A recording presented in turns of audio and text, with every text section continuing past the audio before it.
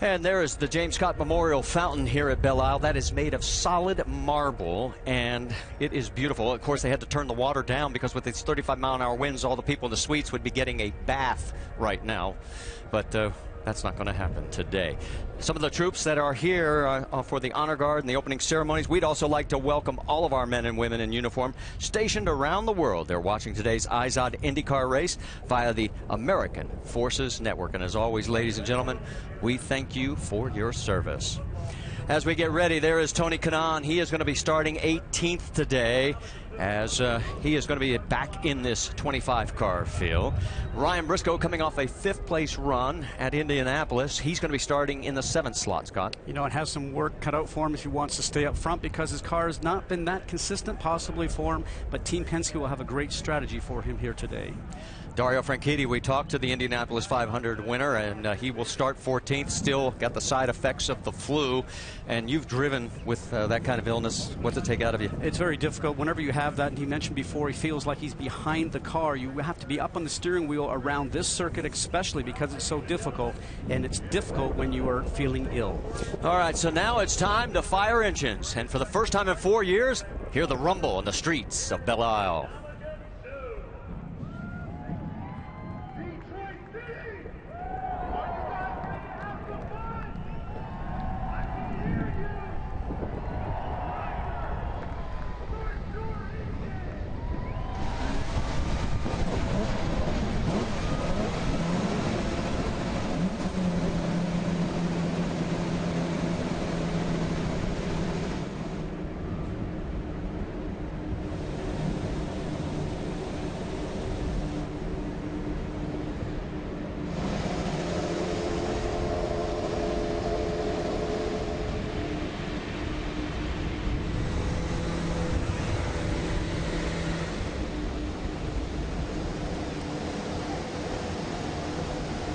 So the engines have fired and we're getting ready to go green, but of course during the week there has been some news off track as well involving IndyCar CEO Randy Bernard. On Tuesday, this is what he put out on Twitter, and he said, "It is true that an owner is calling others trying to get me fired. I have had several owners confirm this.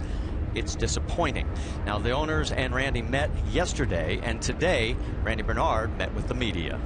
Now there seems to be two schools of thought. One, that he should have kept it out of the media and behind closed doors. The others say it's a stroke of genius. Coming off a very successful 500, it put that one owner on the defensive. Well, it's a bit of both, really, because he's fined owners for saying things on Twitter when he has not been happy. On the other side of it, we're all talking about it. It's out in the media, so I guess it's worked both ways. But I've been around the sport for over 20 years, and previously, the team owners were the ones that actually hired the CEO. Now it's actually the IndyCar series, and so Randy answers to the IndyCar series and the board of directors, not the team owners. All right, so let's get back to the action on track, because as you look high above the island of Belle Isle, we are getting ready to go to race. And let's show you this track. It's actually 982 acres here on the island. It is the largest island park in the United States of America. And as we zero on in, there's the track, Scott. Well, one of the toughest 2-mile tracks, as you heard all the drivers have talked about, because it's not a purpose-built track. We're in the park, and Elio's going to help us go along here. So you get an idea just how tough this track is. Cars are out on course, scuffing in the tires. Let's show you the starting lineup across the top of the screen. And of course, our pole sitter, Scott Dixon, his 18th career pole and first here in 2012. Let's go on board. We've got a total of 6 for you. It will be Charlie Kimball in the Novo Nordisk onboard camera. He'll be starting in the 20th position. And then it's J.R. Hildebrand with the National Guard onboard camera.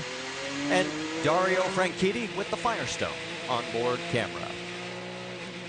And we're going to ride along there with Ryan Briscoe along the IZOD machine, the Team Penske car, and also his teammate Will Power, who will start second, driving his Verizon Penske car.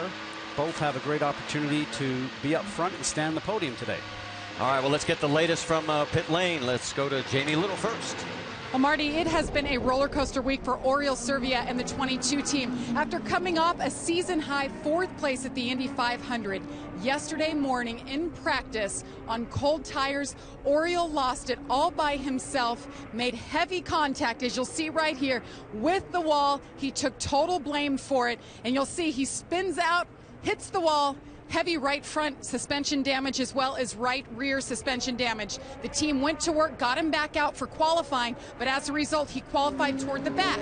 But the good news for Oriol Servia, he's passed more cars than anybody else this year, 62, and he hopes to add to that number today. Rick DeBrule? Well, for Roger Penske, this is not just another race. Yeah, he wants his drivers to do well, but just as importantly, he wants this race to succeed. He was instrumental in bringing back Indy cars here to Belle Isle. It was a way to help show that Detroit's coming back, being revitalized, and it's been done in typical Penske fashion, from the volunteer training to the track improvements. So you might say that no matter how his drivers do today, Roger still comes out a winner. Vince Welch? Pole sitter Scott Dixon has been runner-up in 3 of the 5 races this season. But if he's to make an assault on a 3rd championship, he must win races. Dixon believes he's got the car to do just that here today. He'll start from the pole, Marty. All right, thank you, Vince. Now, Alex Tagliani did not start. In fact, the crew has pushed the car all the way back towards the garage area, as there he is right before they get, he's in last pit on first one in. And we get ready to go racing. We'll get you an update on what his problem is. This broadcast is available in Spanish by activating your SAP button. It's presented by ESPN Deportes. Strap in. We're getting ready for 90 laps here.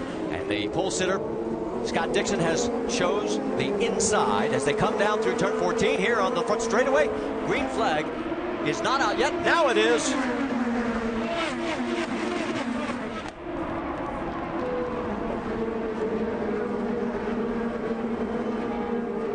Bit strung out near the back of the field, but up front, as you can see, a lot of slicing going on, and the dicing is in the 7 car of Bourdais. He manages to squeeze in a spot.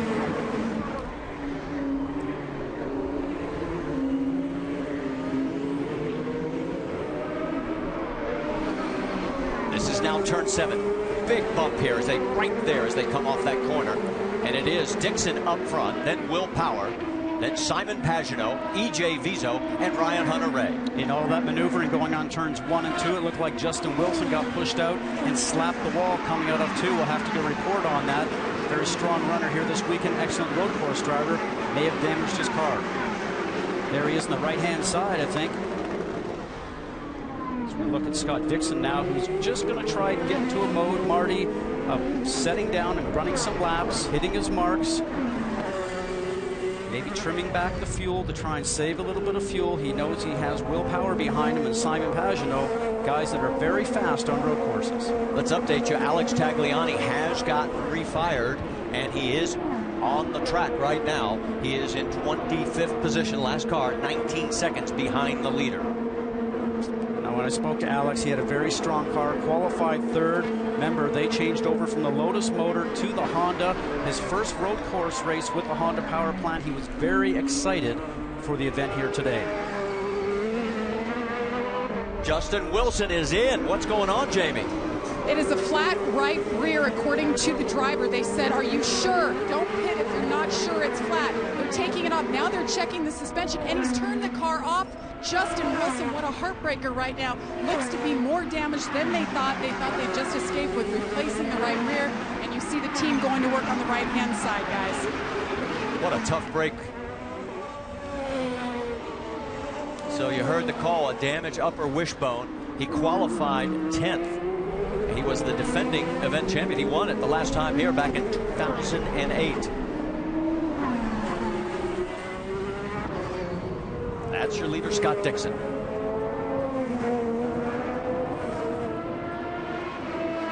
That's Will Power, Pagenaud, Vizo, Ryan Hunter-Reay. There's Ryan Briscoe, Elio Castroneves, the only 2-time winner here. And there is Dario Franchitti, and Franchitti is making his way towards the front. He's picked up 4 spots. He's up to 10th. It's Takuma Sato right in front of him. 1 week ago, these two were a lot closer than they are right now on the last lap. Completely different circuit. Obviously, two road course experts. Takuma Sato coming out of Formula One, got a very late start driving in his career. Actually won a contest to go out there and get a school back in Japan. Got involved in the car, drove it for the first time because he won the lottery in the school, and then his motor racing career took off. Justin Wilson has climbed out while we continue to watch the Sato battle with Dario Franchitti. What's going to be interesting is, of course, Sato drives for Rahal Letterman Lanigan Racing. And on Monday, Dario is going to be on David Letterman's show. And I have a feeling he's going to get a hard time from David. Can you imagine? There'll be a lot of heated questions, I'm sure, towards him. Like, why'd you run my driver off the road? Although obviously Dario didn't. They had a great battle going into turn 1 on the last lap. And put a period on it. Sato has said that, you know, no hard feelings continue over. This is a new day, a new race. Right behind him there is young Joseph Newgarden, as he is in the 11th spot. And Joseph not feeling well this weekend also. When I spoke to him in Indianapolis, he said, man, you're just in the car each and every day. Remember, he comes out of training cars and started off in go-karts. And for a driver that's moved up very quickly, only 21 years of age, I think that he just wore himself out through the month of May. And he said, I'm just getting used to driving these big cars. It's a lot of effort. Well, let's pass along the problem for Tagliani. It was an electrical issue. He has managed to get up to 23rd position. He's gotten around Simona Di Silvestro. She's 24th. And, of course, Justin Wilson is out of this race already. In fact, Jamie Little has caught up with a disappointed Justin Wilson. He has climbed out of the car, something they can't fix. What exactly happened on the start there? Just in all the melee, got out there on the dirt and got really sideways and caught it, and then it snapped again, and I didn't catch that one, so I just tapped the wall. Pretty light hit, but obviously hit it the wrong way and bent the suspension, so disappointing weekend. Man, high hopes for this race, as you can imagine, Marty. All right, a tough break for Justin Wilson because he did look very good during practice and qualifying. And Marty, as you know, you and I drive around the course on a golf cart and watch the cars in turns, and you can tell the drivers that really understand how to drive this course and really understand what they want out of their car with setup, working with their engineers and their crew. And Justin looked like one of the strongest cars out there, no doubt. Unfortunately, he's now out of the event. On board with Dario Franchitti.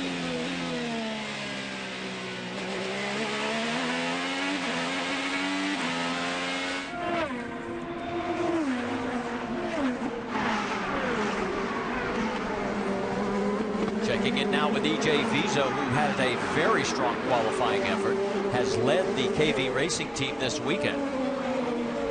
He's got mirrors full, though, of Ryan Hunter-Reay.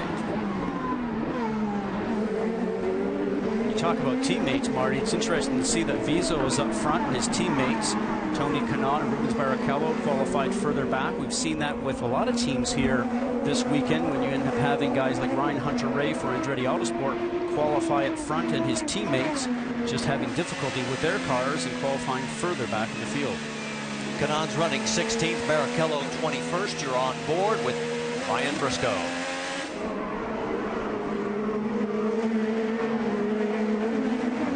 While these guys continue pretty much in lockstep, there is your race leader. The 5th race Scott Dixon has led this year. The only race he didn't lead was Long Beach. We're going to go side by side, lap 6.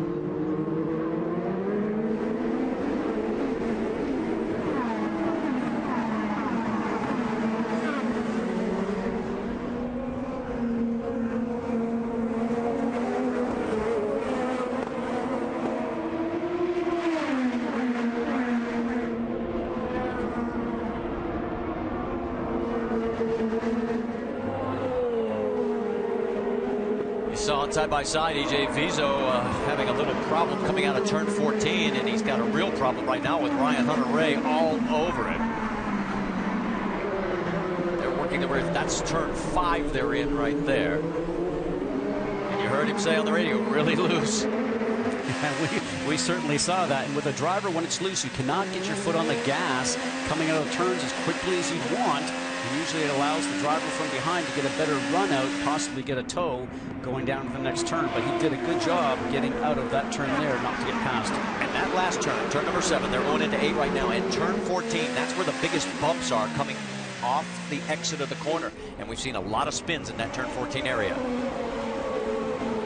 All right, here it is, turn 14. Watch, he comes out. Looks like he's going to get close towards the wall. Probably tightens the steering wheel up just a little bit. Look at that black mark on the road caused some tires. He caught it, and that's pretty difficult to do when you're going through there at 95 miles an hour.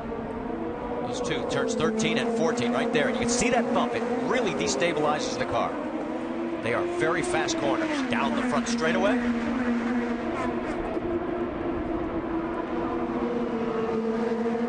Tell him go ahead, push it a little bit, try and catch up to Simon Pagenaud. Pagenaud's ahead of him in 3rd. Let's take a look at our race analysis. Well, we know the 90 laps here would be the most punishing for drivers in 8-track this season, and the red tires and black tires, red ones, the red sidewalls, give you more grip. Obviously, you're going to wear a little bit quicker here. The black ones, they're certainly going to last a little longer, and teams are going to have to play the game what they do with that. Now, in the fuel analysis, it's going to be very interesting because everybody seems like they're in fuel saving mode right now, Marty, because qualifying speeds were about 1-0. That was some moving over, and now we're going to call that a little bit of blocking by Ryan Hunter-Reay, because Ryan Briscoe, who you were riding on board with, had already started to make the move to go down the inside. And it'll be interesting to see. Interesting to see if he ends up getting a penalty for that. Did I hear somebody say I have damage?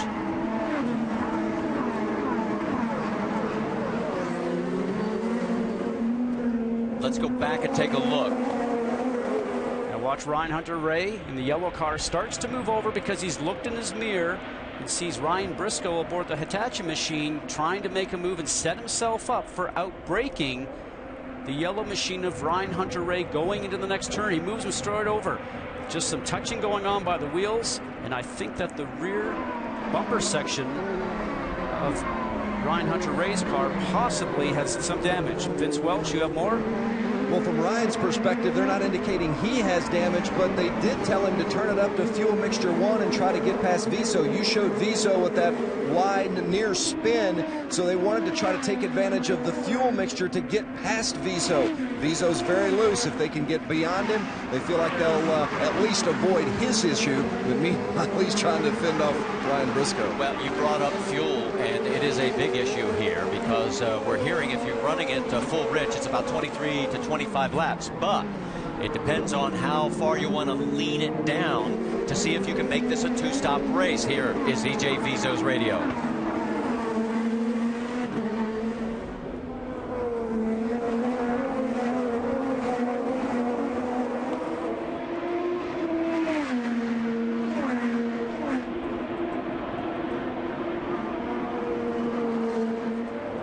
So there you can hear they're trying to get a set number to make this possibly a 2-stop race. And you know, it's always funny because as a driver, I can remember always hearing the team management get on the radio and tell you,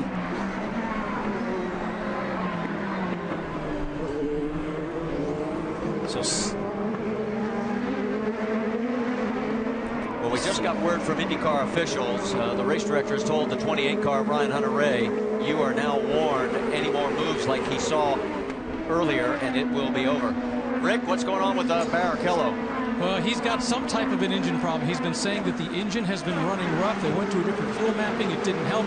Finally, they said, if you think you can't fix it, go ahead and bring it on in. So they brought it in. Now they're going to take it apart and take a look and see if they can figure something out that hopefully will get this engine running at least a little bit better. But right now, they don't really have an answer. And so they're going to remain in pit lane for a while. As there you can see Ryan Hunter-Reay, as he has been told by IndyCar officials, no more blocks. Here is your race leader, Scott Dixon. He has led from the drop of the green flag. Behind him, it is Power, Pagenaud, Viso, and Ryan Hunter-Reay.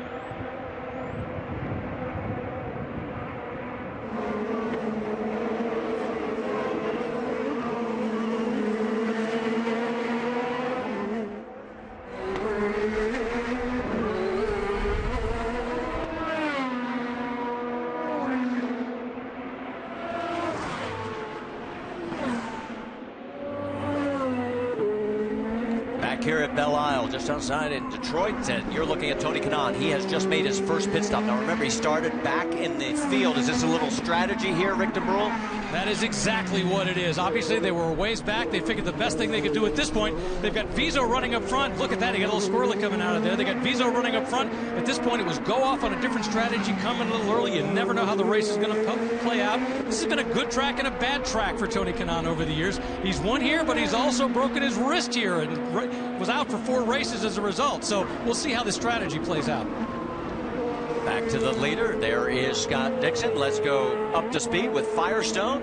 And first up, it's Vince. Scott Dixon and this race are playing out just as they had hoped. Other teams conserving fuel just as he is. Mike Hall, the strategist for Scott Dixon, told me earlier today, we know exactly what kind of mileage we get on every fuel setting. Things are going very well for the 9 car right now. Now the 12 of Will Power in a similar mode, also conserving fuel, easing out of the throttle as he heads into turn 1 and other corners. But they've told him that he is in good position to let it go and raise up that fuel for the final lap of the stint. Jamie? Heck of a run so far for Simon Pagenaud, who's making his first start here in IndyCar. But he grasped this track. He raced here back in 2008. Says his car's pushing a bit on the high corners. Otherwise, he's happy. Rick? EJ Viso is behind Simon Pagenaud. You've seen the adventures he's been having on the track. One of the goals to save fuel. You've been hearing Jimmy Vasser talking to him in his ear. And EJ is crediting Vasser's sound, the way he talks to him, for calming him down this year. The problem is, they're still trying to run that fuel strategy, but you can see that guy behind him who's all over him, Vince. Ryan Hunter-Reay has been warned once by the series for blocking as he tried to keep Ryan Briscoe behind him. His team relayed that message to him. Right now, he's turned up the wick, and he's trying to catch EJ Viso for that spot on track. Marty? Well, you guys were up to speed on the top 5 as we zero in on the 6th place car of Ryan Briscoe. We'll tell you that Marco Andretti pitted back on lap number 13. He has gone off sequence along with Tony Kanaan. Briscoe, you can see right there, he's 10 seconds behind the race leader. Behind Briscoe is Helio Castroneves, the only 2-time winner here at Belle Isle. And certainly wants to climb the fence again, and he knows it's very difficult to pass here, so he'll be trying to conserve a little fuel, maybe stay out a little longer than the cars in front. Right behind him, the number 7 of Sebastian Bourdais. Now, this is a 4-time series champion, and a driver I think is one of the most talented in the series, Marty. Amazing ability of this driver to get everything out of the car. And he's going to be sharing that car now as they're down to 1 car in that Dragon Racing machine with Catherine Legg.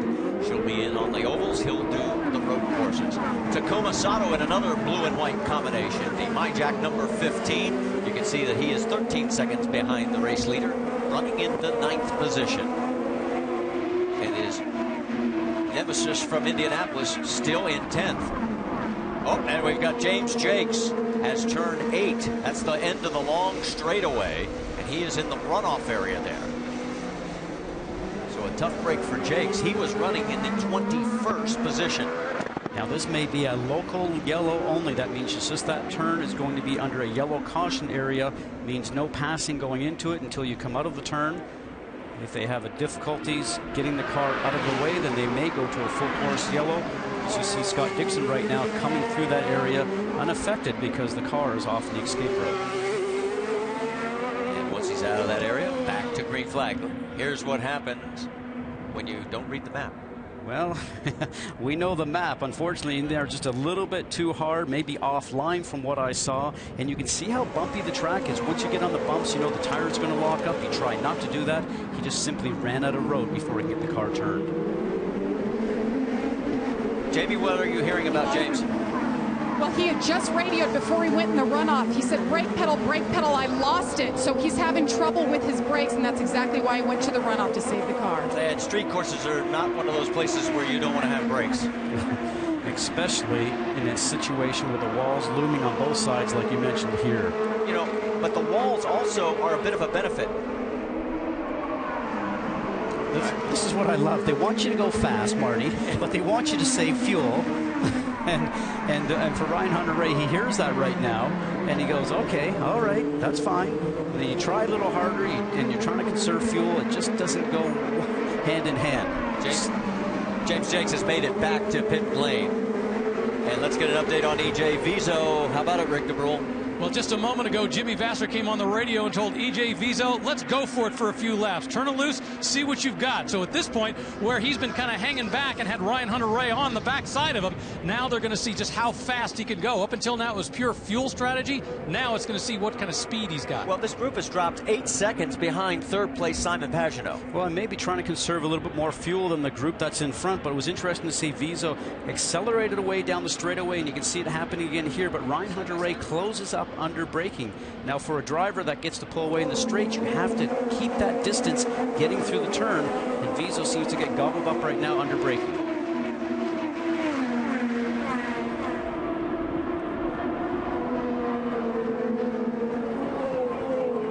That freight train continues here at Belle Isle on the 2.1-mile course. There's your race leader.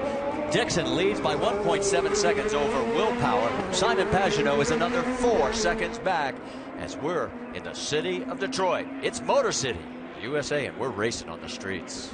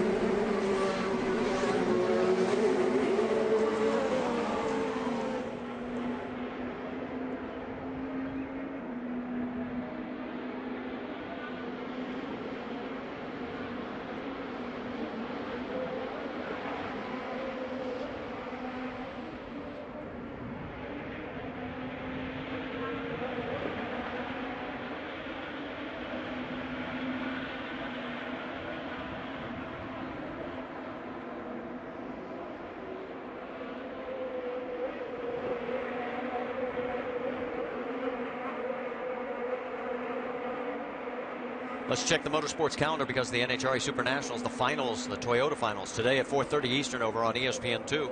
Our IZOD IndyCar Series goes to Texas Saturday at 8 o'clock. The NBC Sports Network, our friends over there will be carrying that race. Join the conversation on Twitter, Detroit, hashtag DetroitGP. Beautiful view from Belle Isle as we zero in down on the track and tracing our leader, Scott Dixon, 1.7 seconds. That's turn 14 he is flying through right there. And we talk about that wicked bump right at the exit. There is Will Power in second. Then Pagenaud is third. And fourth is E.J. Viso. And boy, does he have everybody jammed up.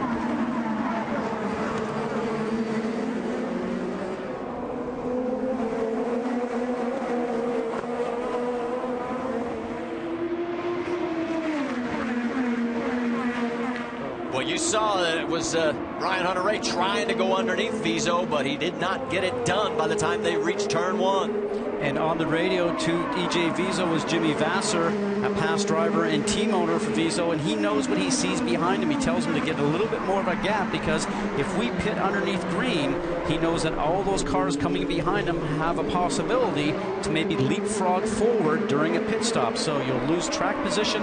Track position is key here if you want to try and run front. Now I'm watching Viso definitely having problems with his car, Marty, because he gets up to the turn. He's not as fast through the middle of the turn, for instance, as the cars behind him. So that's what is happening. He's holding up that train. And there goes Elliot Castroneves taking a look on the outside. He does not have enough of a run. He can't get it done. And for Ryan Hunter-Reay, he's in a position right now. He knows that Elio's behind him, and Elio's going to try and take a shot at him. And if you look at Elio's left front nose, it looks like he's got a piece of something flapping in the breeze. Well, we've got our second driver out of this race. Justin Wilson was the first, and it looks like Rubens Barrichello is out. How about it, Rick? By with Rubens Barrichello, and you just had a lousy weekend for your first weekend in Detroit. Didn't go well. What put you out? Well, if you think that after 19 years of Formula 1 I had some bad moments, I tell you, this weekend has been very bad, and I'm so sorry for the guys. They've been trying so hard to change my car overnight, and we did a conquer something. For some reason, my chassis wasn't doing very well this morning. I was better, and on the race, I could see my pace picked up a lot. But the engine started to misfire. We still tried on the pit lane to do something, but it was all over, unfortunately. So what's your impression of this track? Well, I think it's up for a good race. I'm pretty sure through the years they will be able to do something with the bumpiness that we can be a little bit better. But the layout is fantastic. So Bell Island, it's good. I just hope that I could have a better weekend. At least go through the whole race. Rubens Barrichello out, Marty.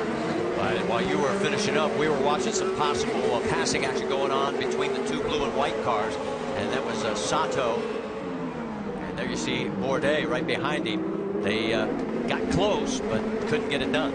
And Marty, anytime that you have a possibility of pass here, you certainly try. The problem is it's not user-friendly for passing. So anytime you try to pass, it becomes a confrontational type of arrangement. And that's what happens when drivers are trying to make a move. And let's switch this around, because Sato was able to get around.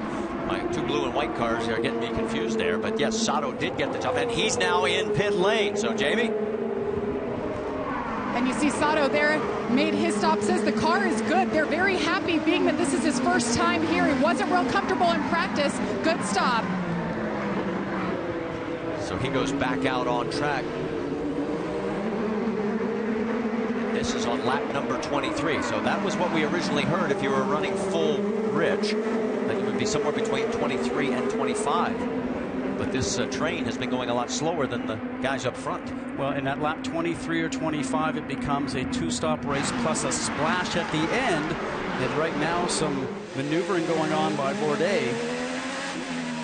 And so Bourdais ahead of the number 2 now of Ryan Briscoe. So a good move by Bourdais to pick up the spot.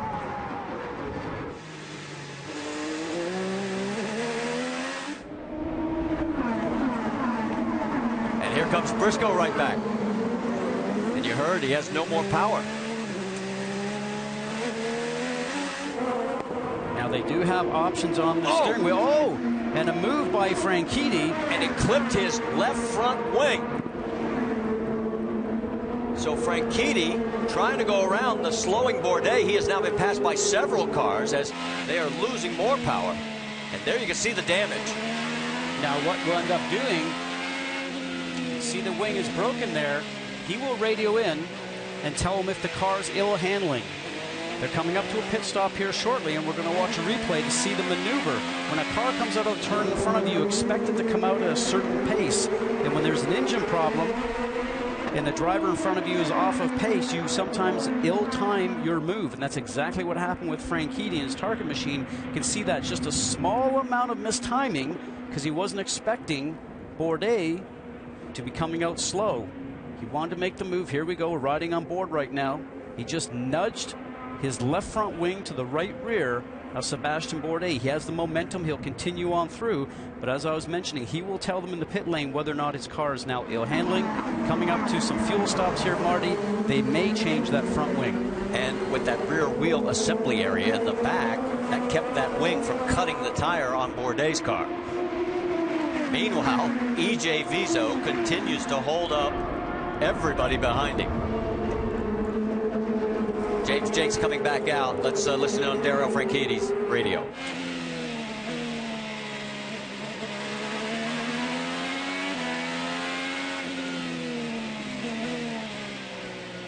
So there's your answer. He's fine. Did not really hit much of the main plane of the front wing, just some of the auxiliary wings that are there. So in this particular case, it's not too bad. Vince? James Hinchcliffe said he wasn't completely happy with the car, but he thought that maybe they had a mechanical issue, so they just stayed with the chassis. No adjustments at all, just the 4 tires. Helio Castroneves trying on the outside, will not be able to get around Ryan Hunter-Reay. We can tell you Bourdais did make it back to pit lane. He is there right now. I'm looking at the left front wing on Helio's car. It also seems to be vibrating up and down, like something is loose on it. He's the 3rd car in this line. Yeah, we saw that earlier. It's just dragging on the ground. So he's obviously hit some curbing or else hit somebody that we've not seen so far. Right now, look at this. Viso tags the wall, but again, Ryan Hunter-Reay can't get around him. Briscoe takes a look as Castroneves is now right in front of him. And this is where things happen, Marty, because for Ryan Hunter-Reay, he's getting frustrated right now. You have to keep patience on your side. He's looking for any opportunity he can. You can't pass in this tight stuff. He'll try and set him up going down the long straightaway, but patience is key. Frustration certainly is what he's feeling. While all this is going on, we'll tell you Scott Dixon has put another second on Will Power. He has 2.2 in hand. Then it's 13 back to 3rd. Let's get an update, Vince. Hey, that 28 of Ryan Hunter-Reay, you mentioned, Scott, patience. And Hunter-Reay told me earlier, this is such a difficult track to pass on. You've got to take your chances when they're there, but if you're impatient, it'll backfire on you. He's really in a tough spot now. They're asking him to save fuel, but also to get around Viso. Very difficult. Marty? All right, let's go back and take a look at some of this action. And this is coming through turn 14. Talk about how bumpy this is. He knows his car is going to get towards the wall. It hits it. So the question is now, will he pay the price later in the race? That's that left rear tire that takes all the strain around here, Marty. Indy 500 winner Dario Franchitti brings his number 10 all the way down to Vince Welch here on lap number 27. Encouraging Dario to make sure he hits his marks. They are going to change the front nose. They're going to take a look at it. They're going to put on the red tires, the alternate tires as well. They had a nose cone ready to make the change, but the damage is not significant. So no changes, just a little front wing adjustment. And that front wing they're adding, as Vince noted, is to try and help the car get some more front bite because the wing damage is taking some of that away.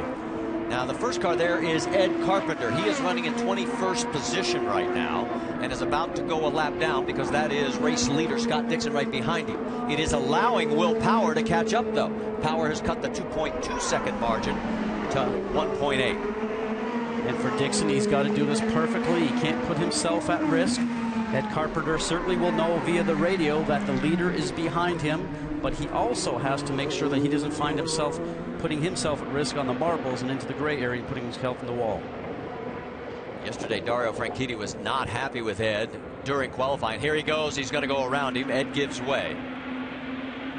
Now, that is the front of the pack, but the really great racing is right there, and you can see how far back they are. He's out of turn 7. They're into turn 2. And there you can see Ryan Hunter-Reay with Helio Castroneves.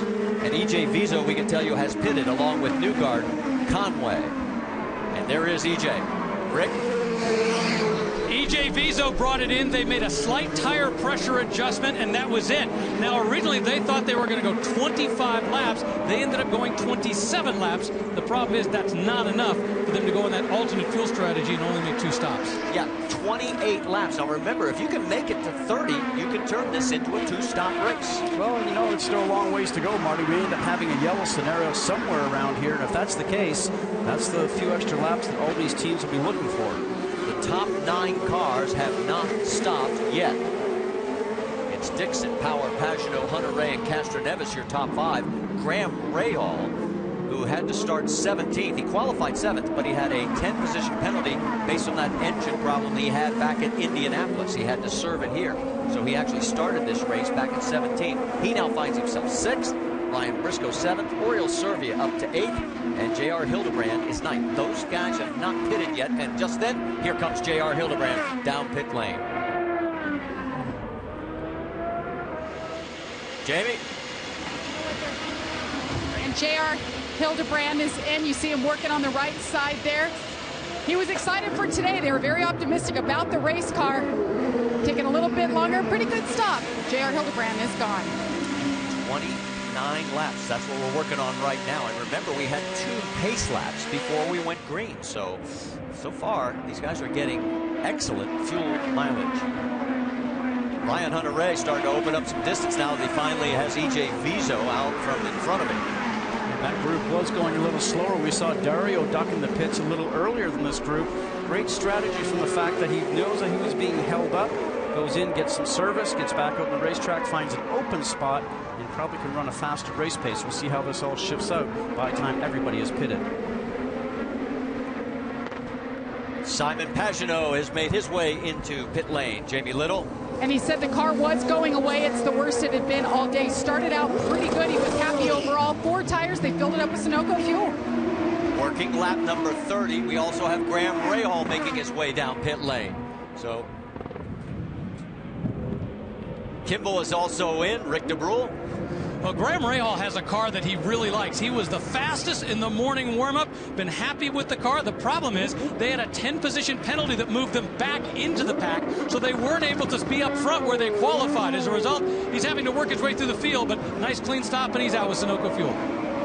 Meanwhile, we still have 6 cars that have not stopped. The top 6, Dixon, Power, Hunter-Reay, Castroneves, Briscoe, and Servia. They have not made a stop yet, and we're working lap number 31. And you talked about Dixon, who's leading when his teammate came in. He's gone back out, and Dario is now turning laps almost 1 second faster than Scott Dixon is, who's at the front. Made some changes on that car, I'm sure, but certainly will be competitive here. Franchitti running in the 12th position. There you see Ryan Hunter-Reay, followed by Castroneves, then the 2 of Ryan Briscoe. They're heading for turn 14. There's this huge bump right there. And here comes Ryan Hunter-Reay, as he is going to make his first stop. And also behind him is Briscoe and Servia. So the 2's going to hit it first. Rick? Ryan Briscoe brings the car in, talked with the captain. He said no changes, likes the car the way it is. They decided to put on blacks, not the reds. Vince? It's the black primary tires for Ryan Hunter-Reay and a front wing adjustment. And you also see Servia coming back out as well. So all 3 get their service done. What is the moisture I'm seeing right there? Oh, that'd be just the water after fueling when they go and spray the side of the car, so that will go off very quickly. Oh, and there. Graham Rahal sneaks underneath and gets around Ryan Briscoe. Not much room between the cars there. Pardon me, that was nice. And Briscoe's going to get passed again. That was James Hinchcliffe that got around him. Yeah, when you come out and you've got fresh tires, they're a little cool. They are not up to temperature yet. We do not have tire warmers in this series, something that Rubens Barrichello found very strange, but it will take a lap or so for those tires to come up to temperature and maximum grip so he can get back up on the pace. It's Oriol Servia right behind him. Briscoe 14th. 3-car of Helio Castroneves is in pit lane. Jamie. And they are going to scuffed reds on the front and sticker reds on the back. Elio happy with the race car. Remember, we thought there could be a little bit of damage yet, but a little trouble getting out of his pit box. The front wing looks great. No changes. Now remember, the rule requires you to run at least 1 set of fresh reds. That they can't be scuffed, so they would still have to finish that requirement for at least 2 green flag laps. Our race leader is now in on pit lane. Long right all the way down as he's heading down towards Vince Welch. Right now, he's got the lead, but he's going to surrender it here. Vince?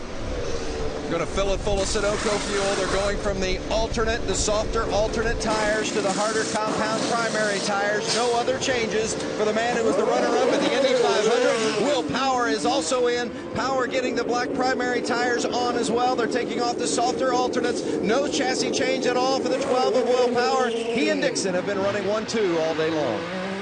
And they come back out onto the racetrack, and they both made it 32 laps, including add on the 2 pace laps. Very impressive numbers. But some of the best guys at saving fuel out in the racetrack by making sure you're soft on the throttle. So Scott Dixon gets back out in front of Will Power. There is your top 5 at lap 33 at Belle Isle.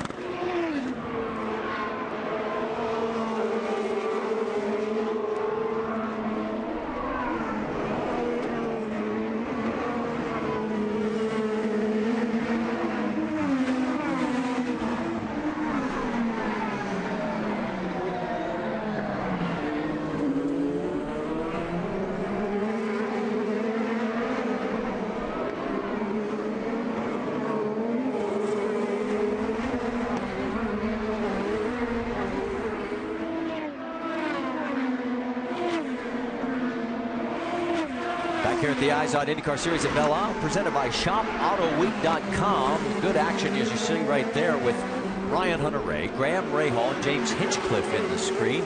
That's 10th, 11th, and 12th. They're all chasing Scott Dixon. Let's talk a little NBA Eastern Conference Final action. It continues on ESPN tonight. After a great performance in Game 3, Rajon Rondo and the Celtics look to even up the series. They host LeBron James and the Heat. Celtics Heat, Game 4. Coverage tips 7:30 tonight on ESPN, ESPN3, and also live on WatchESPN.com and the Watch ESPN app. There is Scott Dixon, and even with his pit stop, as we check our Firestone lap leaders, this isn't going to take very long, because even with the pit stop, he's led all 34. No one else has led a lap yet today. His lead right now over Will Power is 10 seconds. You know, he did a great job on his in-lap, great service by the Target crew, and his out-lap was impressive. And he now hears that Power's doing the same lap time that he is, and that's what he wants to hear. He wants to know that he can run as smooth as he is, hitting the marks, dialing back the fuel, trying to save a little bit of fuel. Going over that launch, as I always call it, through turn 2 is amazing. And Vince, you have more on Scott Dixon? You know, what makes Dixon so impressive, Scott, is he had no longer gotten out of the pit lane and up to speed. He was immediately radioing into the team asking, what fuel mileage do you need me to make? And they told him, we're checking on it and get that number. He's always thinking. His team says he's driving as well as he's ever driven before. Remember, he's a 2-time series champion. That's quite a compliment for a guy that keeps getting it done, Marty. All right, thanks, Vince. And boy, I'll tell you what, right now he's putting on a clinic. 10.6 seconds to lead. Now, Tony Kanaan is third, 13 seconds back. But remember, Kanaan pitted on lap 12, so he's got another stop in his future upcoming. Where is the closest battle on the track? Well, it looks like it might be right there. As you see, Joseph Newgarden is that second car in the screen. And he is chasing down E.J. Vizo. Now, this is a battle for 17th on the track. Of course, early in the race, Vizo had that long freight train behind him. And when he finally pitted, that's when it all broke apart. And it looks like Vizo is still having some difficulties because it certainly looks like Joseph might be a little quicker in some of those sections, in the tight sections, but you have to think about your pass. You have to set it up sometimes a half a track back before you can make the move. Like, for instance, for Joseph there, should have been setting up his car to be able to take a run down the straightaway and get on the inside of EJ. Let's get more on Newgarden from Rick DeBrule. Well, Newgarden has actually had kind of a rough weekend. He was very busy after Indy. A lot of traveling. Went to Milwaukee, then went to Iowa, came here. Ended up getting sick. A number of the people, including Sarah Fish's daughter, were sick this weekend. Finally, this morning, he was feeling good. The problem is he hasn't been able to get the car where he wanted. In fact, after warm-up, he said the car was worse. And you can see he's able to stay up with EJ, but not able to do much more. And that's Mike Conway, the third car in your screen right there. He is running in that 19th position. Remember, Mike's the one that had that horrific accident at Indy a couple of years ago. Is that looks like I think they repaired the right rear suspension that he hit on the start. So Justin Wilson is back out onto the track. He is 23 laps behind. He is shown in 24th position. So the winner of the 2008 race here at Belle Isle said, let's go get him. Turn in some laps. And the reason they came out, Marty, is that they're just going to learn about the car. They know they're not going to actually end up with a good finishing position, but because it's a brand new car this year, new motors, they're out there to learn about the chassis setup, about the engine, to improve it for the next street car race that they go to. Well, I always loved Dale Coyne, his car owner. Remember when he won his first victory after like 19 years in the sport? And I asked, why? And he goes, because this is what we do. And that's why he's back out there. It'd be the same answer. There is your race leader. You want to see the gap back to second place. Now this is turn number 8, the long straightaway, and it is an eternity in auto racing. That is 10.3 seconds. And right behind the 12 is the 11 of Tony Kanaan. So Power's got his mirrors full, but he knows Kanaan's off strategy. Well, the other side too is that Will Power, the 12 Verizon machine, has the primary tire on. You can tell that's because it's got a black sidewall. Tony Kanaan and the Geico machine behind him has the option tire, the red sidewall, which gives you more grip and makes the car go a little faster. So he might have a shot at getting past him here. He's going to have...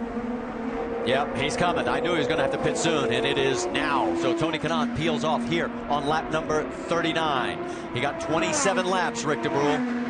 Tony Kanaan brings it in. We mentioned earlier he's gone on the alternate fuel strategy. As a result, he's coming in a little bit earlier. He's been hoping for a yellow, hoping for rain, hoping for anything. No adjustments on the car. Overall, very happy with it. Just got to get the Sunoco fuel in and get him out. 9.4 on the stop, so Tony goes back out. Meanwhile, it's been a comfortable Sunday afternoon drive for that man right there from New Zealand, as Scott Dixon, who finished second last week at the Indianapolis 500, now has a 10-second lead. It's been cut down by 0.4 of a second.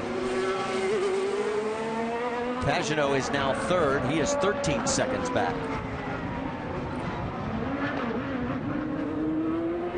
We can tell you also, while all this was going on, Simona Di Silvestro pitted again. She made 26 laps in the Lotus. She's shown in 21st position.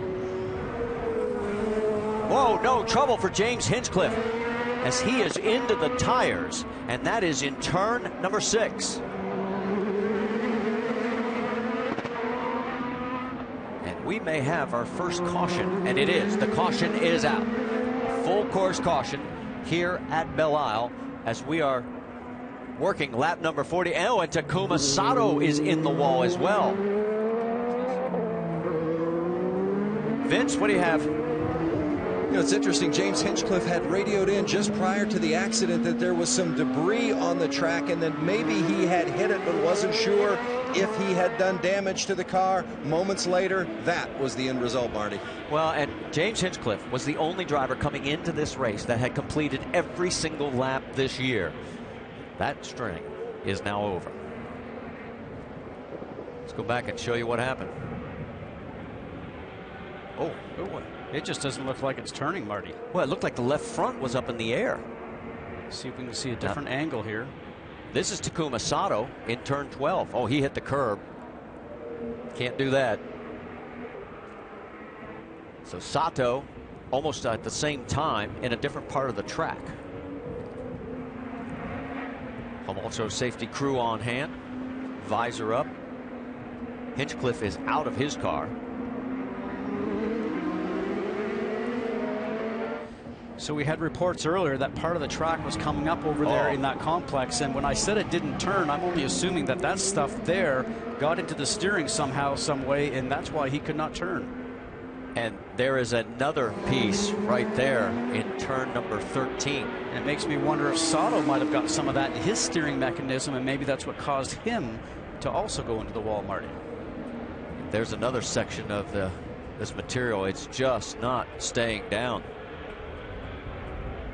Goodness, seen something like that in a long, long time. Remember, as you mentioned, we've not run on this course since 2008.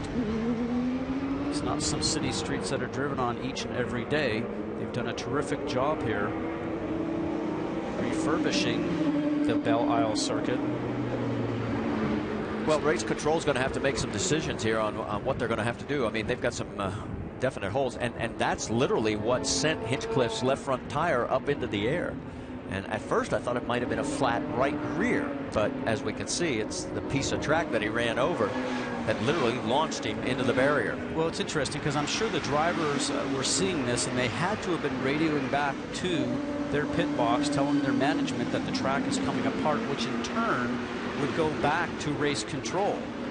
So they must have been monitoring this and watching this as the race was progressing.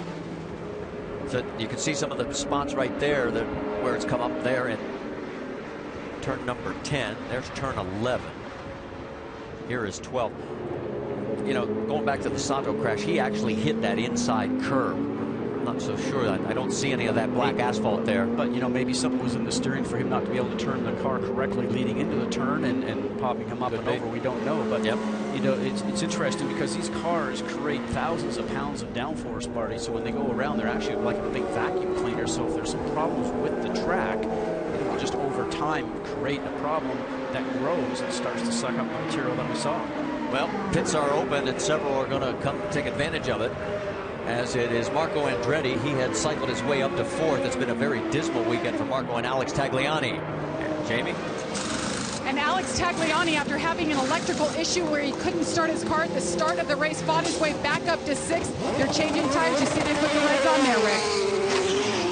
And Marco Andretti brings his car in as well. He came on the radio just a moment ago and asked, is this a good move or a bad move for us with this yellow coming out right now? And Kyle Moyer, strategist, went, well, it's kind of 50-50. I'll explain later. Well, we're working lap number 42, and right now any move Kyle Moore makes on that car can't be considered a bad move because, I mean, they have just not been anywhere close to the front. James Hinchcliffe still on scene as they're pulling his car out of the tire barrier. So we are under our first full course caution, and there is the material that has been coming up out of the track. We'll see what race control is going to do when we come back.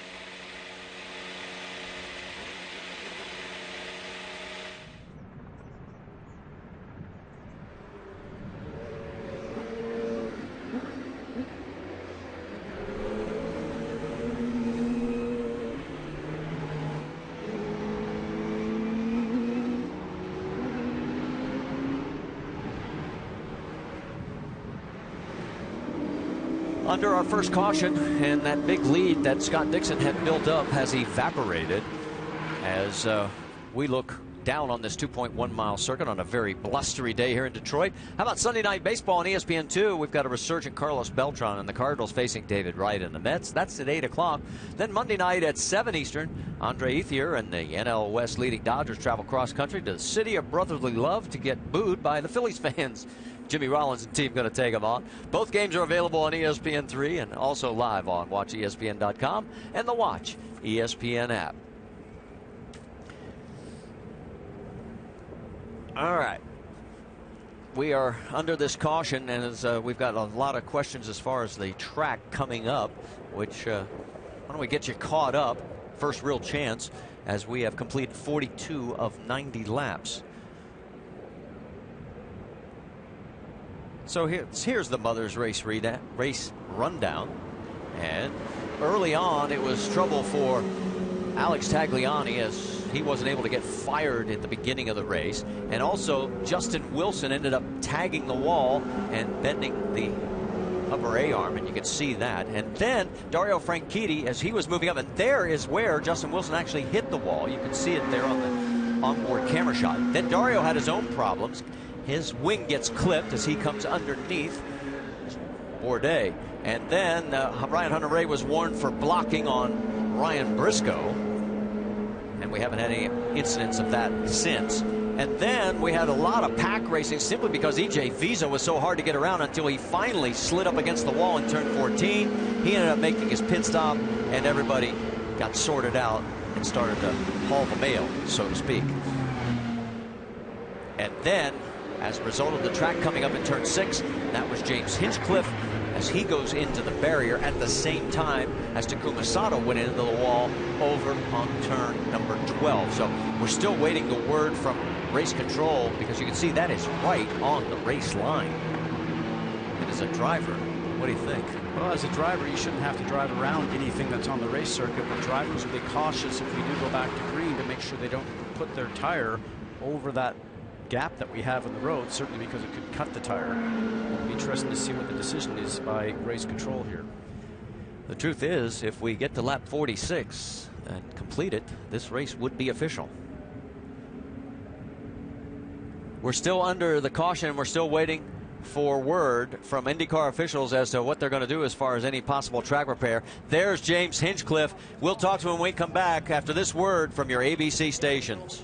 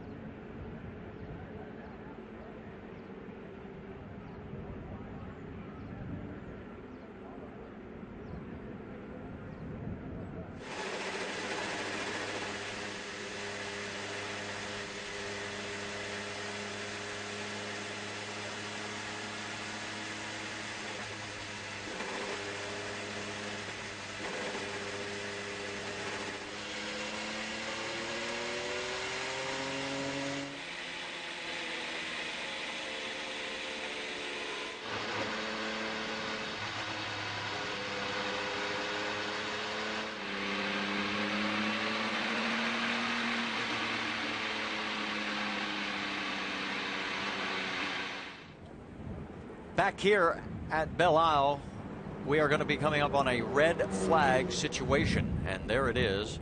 Paul Blevins, the official flagman, has it out in hand, so everybody will make their way towards pit lane, and it will be at the completion of lap number 45, right at the halfway mark.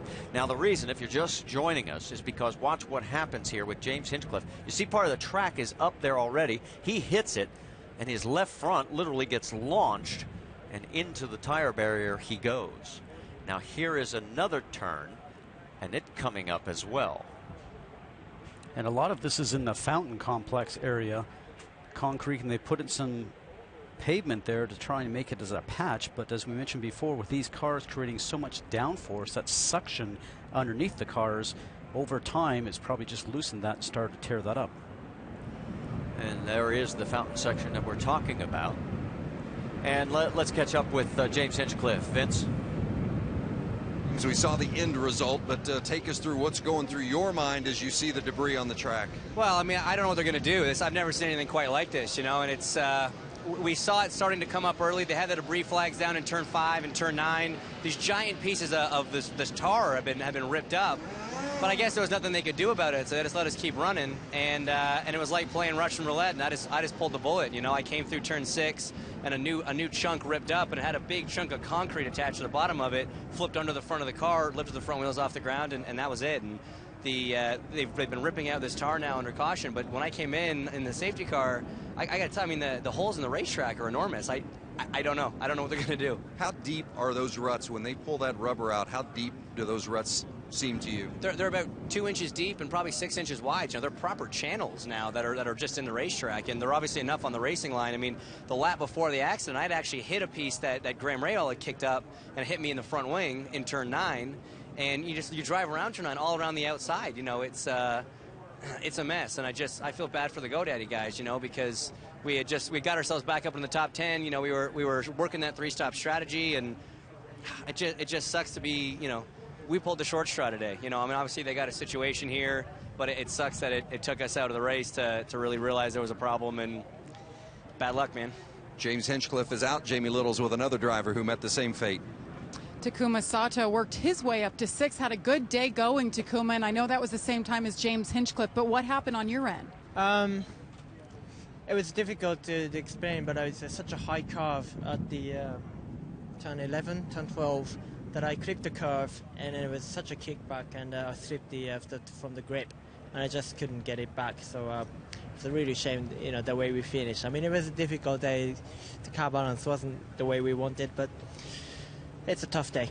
So you said you clipped the curb, so that was driver error on your part, but we're talking about the track right now and what we're seeing. What is it like out there right now as far as what's coming up? Well, turn 6 was quite significantly coming out of all the I think under the concrete things, and also there is a turn 10 too. There's a few bits and pieces were flying over, so I don't know. I mean, we have to wait and see.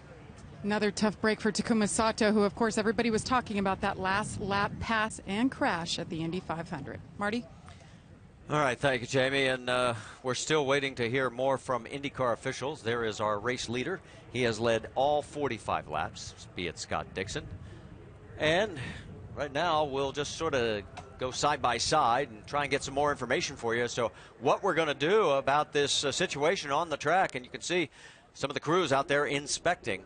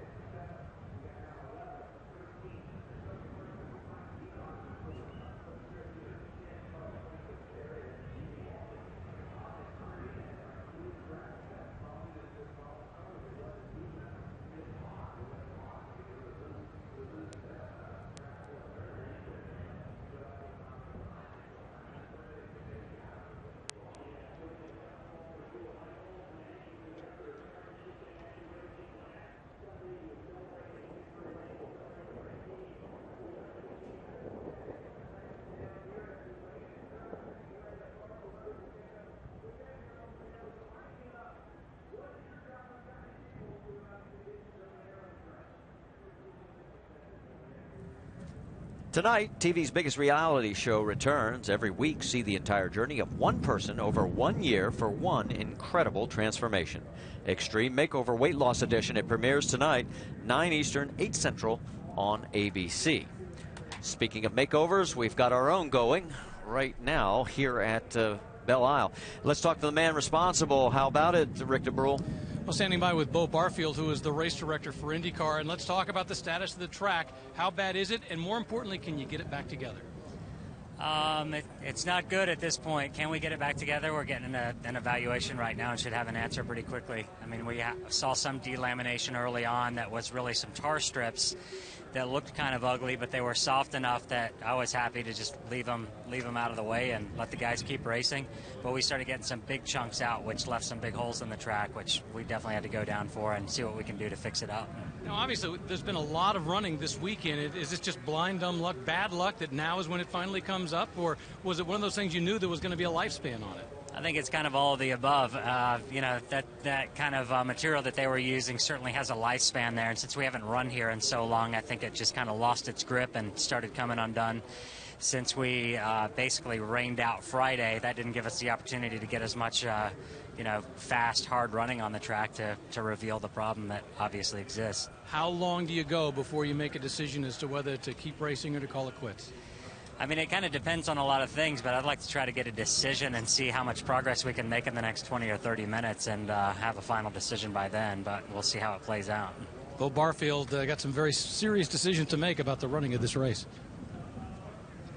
Well, Rick, here's an issue. This is Will Power's car. We talked about the debris. Look at the damage done to the front wing of Will's race car from hitting that debris that was on the track. And Will, how long ago did you hit that? Did you hit that just before the red was put out, or had you hit it a while back? No, I think that was just before the red, actually. I felt something hard hit. A chunk of that, whatever that was. I thought it was actually rubber, but it's. I think it's like actual asphalt.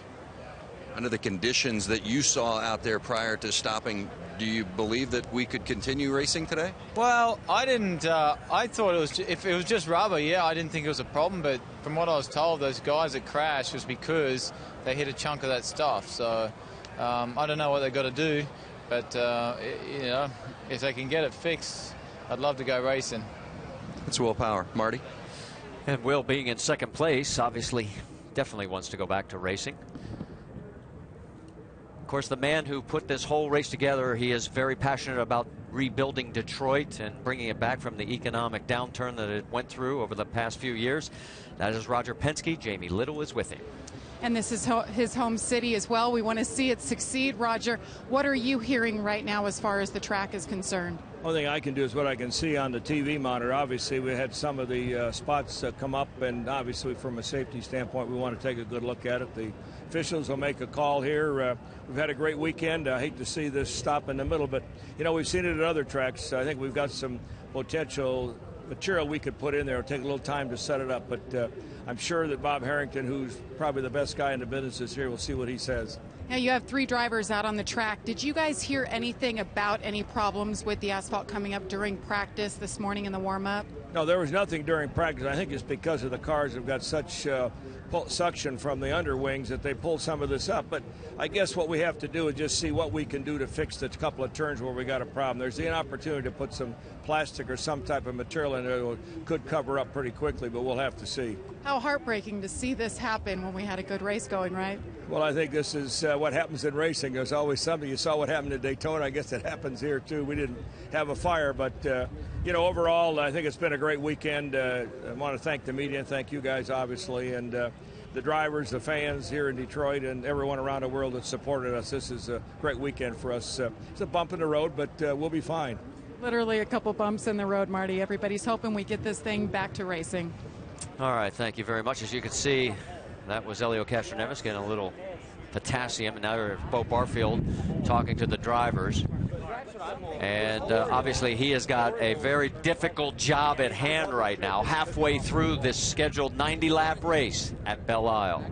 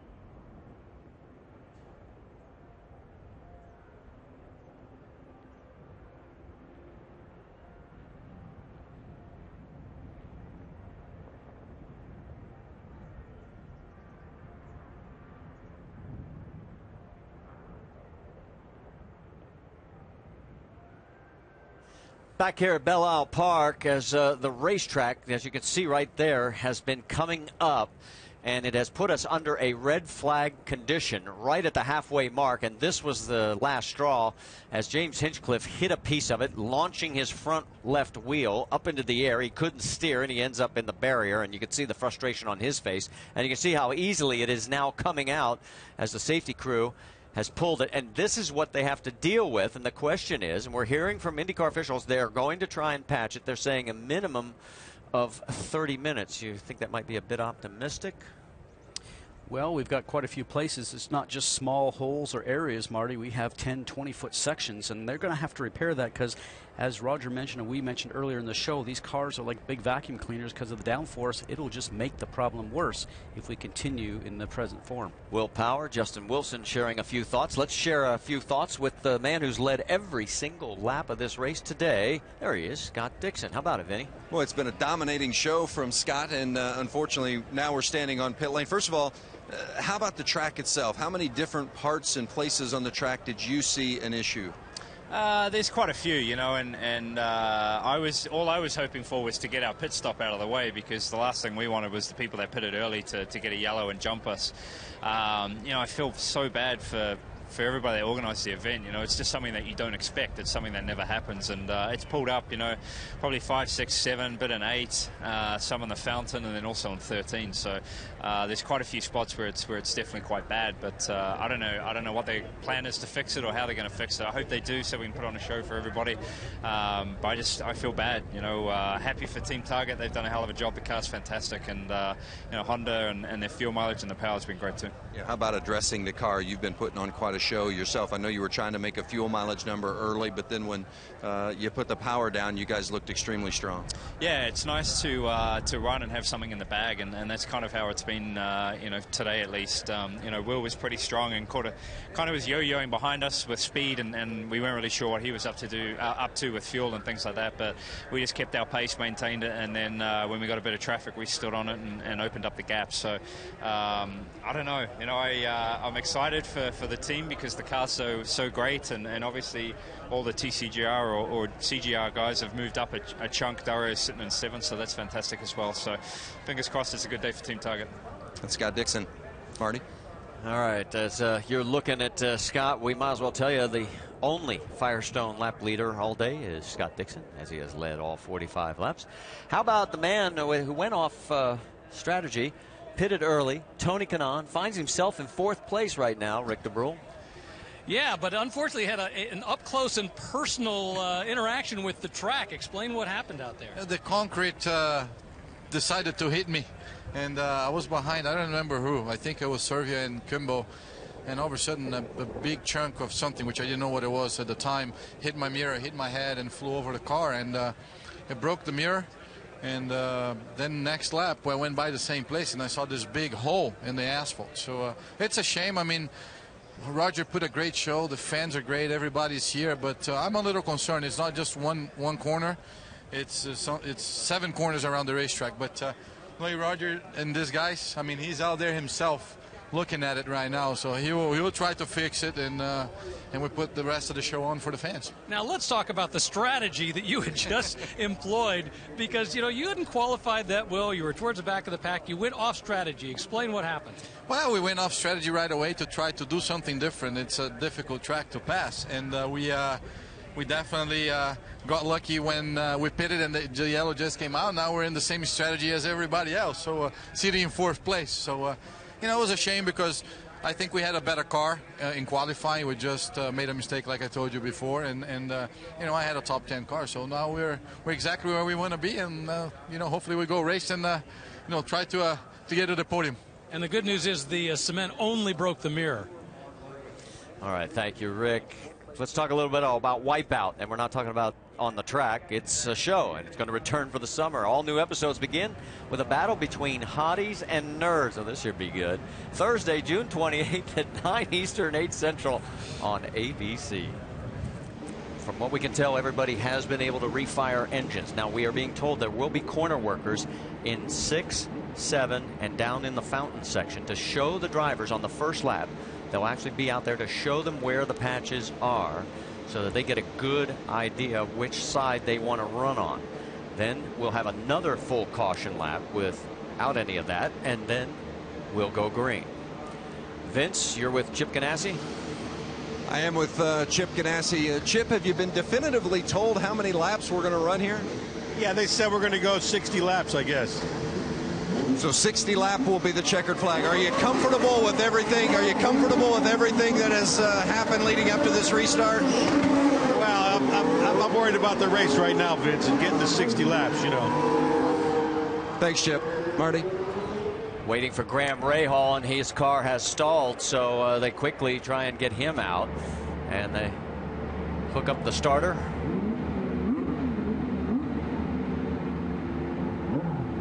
Okay, from race control, we are being told it is still undetermined as to the final distance. So what you heard Chip Ganassi say is still not the definitive word.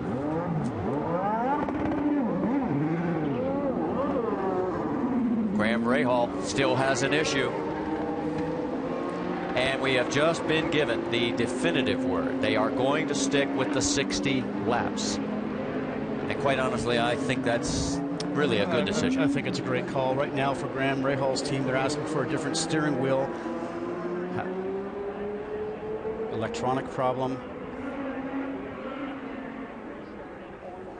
This would be a tough break for Rahal. He's 8th right now.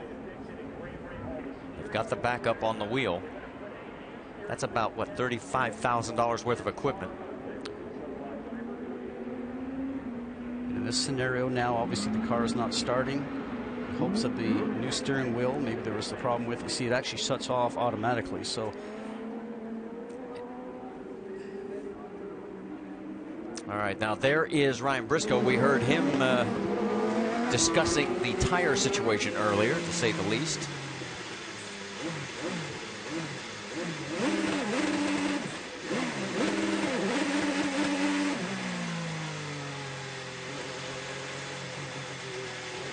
You saw the corner workers out there showing them exactly where the repair work is. Now, those guys will leave when they come around. Now, do you think these guys are actually going to not take the normal race line? well, I think that they'll be aware of it, but I think if it was me, I'd be driving over any piece of pavement I need to get past the car that's in front. And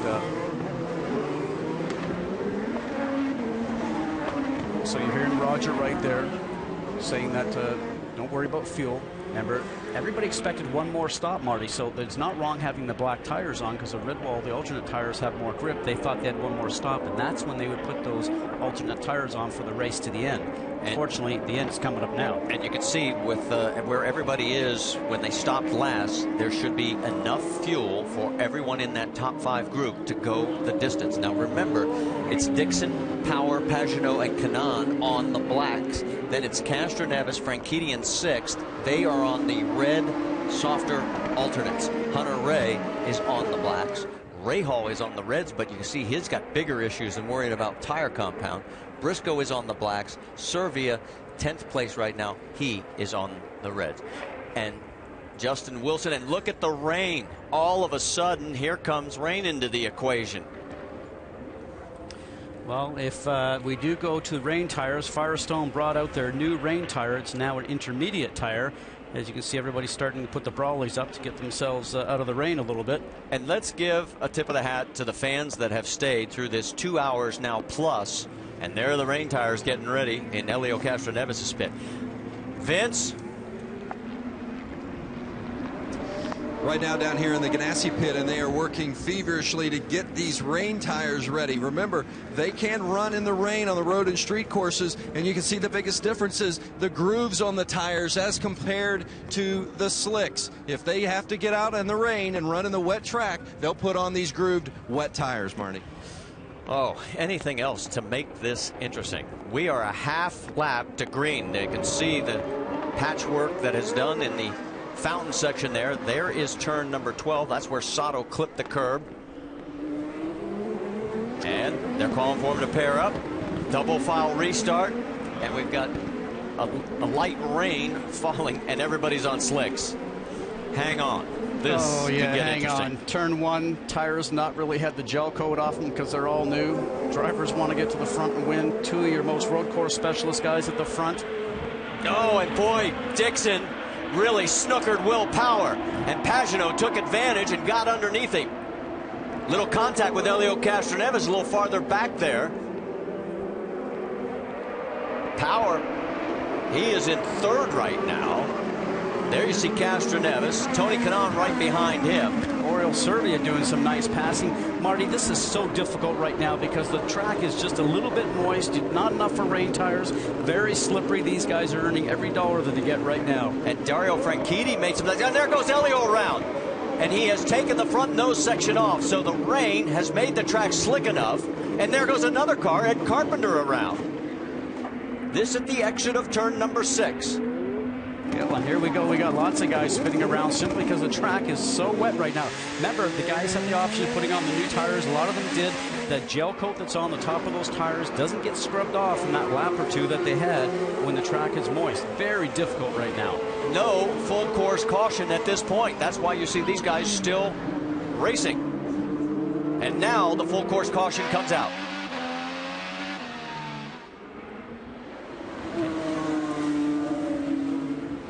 Newgarden cannot get refired. Helio is in a precarious position. And what was slight damage on his wing is now massive. The whole wing or nose section is gone.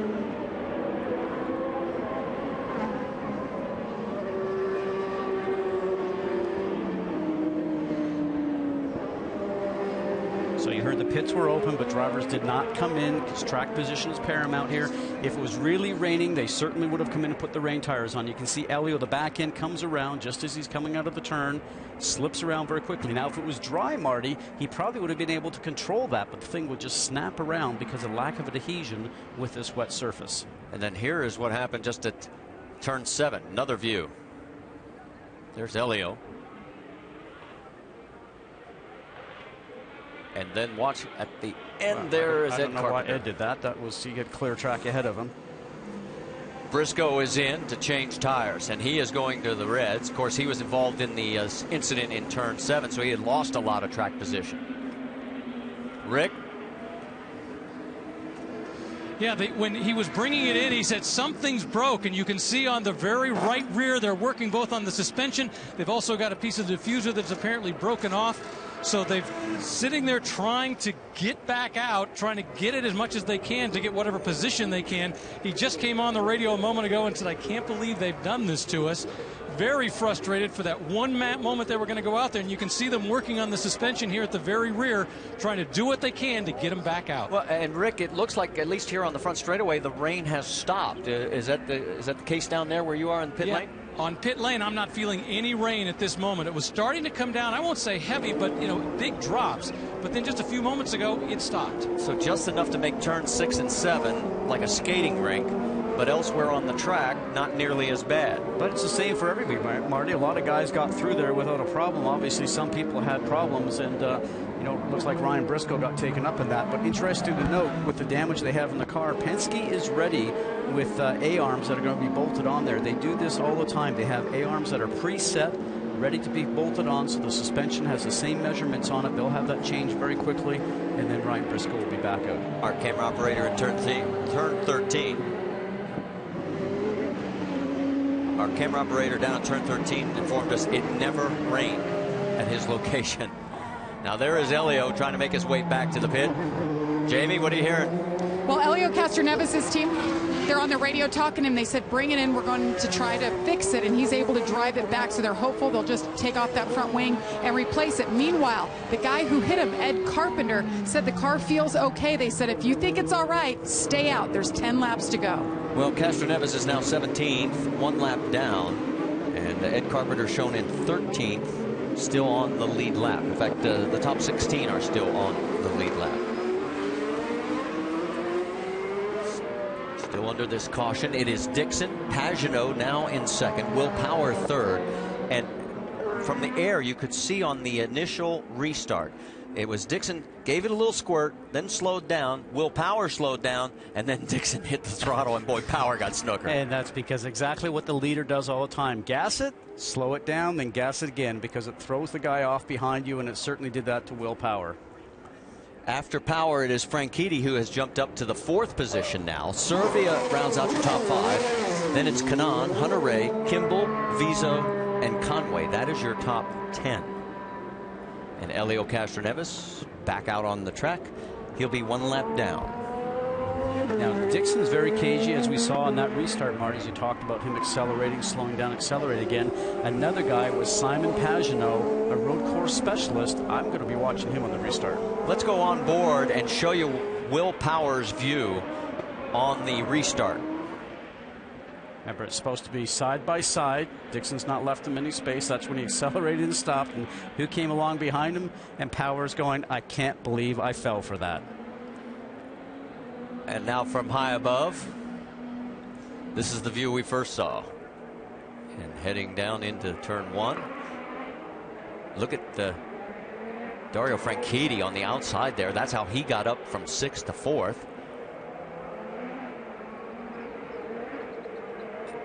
Get ready, because this is where things are going to start happening coming up into turn number 6. Watch Helio. This is 5. So he's on the gas. It just stepped out a little bit there, and then as he goes out of view, he's already started to come around. Then all the guys in the back file through. All right, so we didn't quite see it from our aerial. Okay, folks, anybody on ABC West Coast, if you want to see the end of this race, you're going to have to go over to ESPN News, as we're going to break away, and we'll see you over on ESPN News. And thanks for joining us. Sorry that it took so long and we had the delay, but thanks for sticking with us.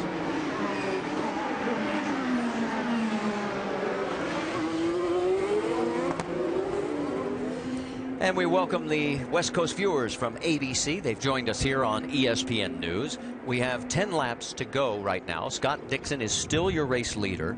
And behind him it is Simon Pagenaud, Will Power, Dario Franchitti, Oriol Servia, and Tony Kanaan. That is your top 6. Vince?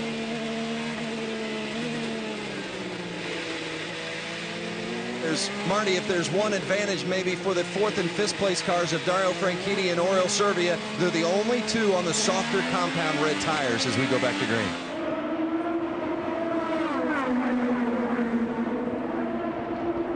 Bouncing their way down through turn 1. Still side by side.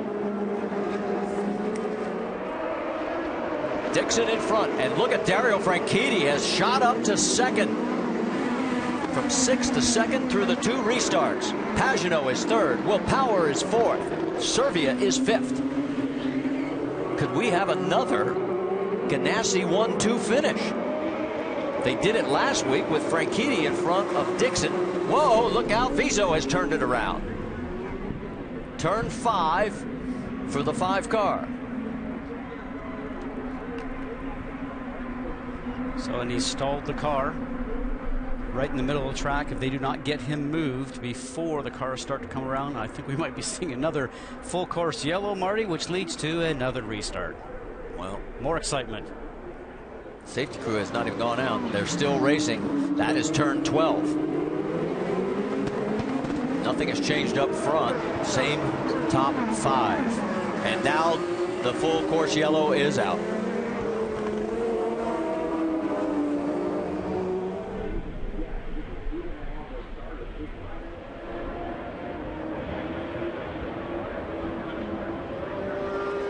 Levin's arms are going to get tired waving all these yellow flags.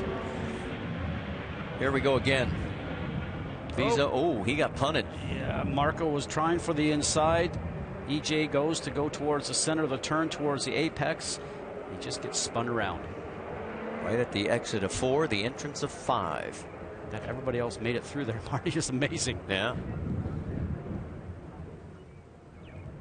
Let's go on board with J.R. Hildebrand. Look how narrow it is here. Not much room to pass. Great move by JR. He saw that happening in front of him well in advance, got out of the throttle. Smart move. And those brakes that Rick de Brule was talking about, that's how good they stop. And there is the damage on the right front section of his nose.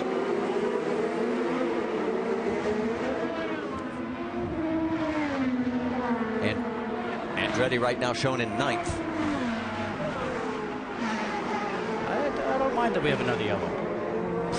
These restarts have been very interesting, to say the least. And Dario Franchitti's really been the best at it. I mean, remember, he was 6th at the restart after the long red flag period.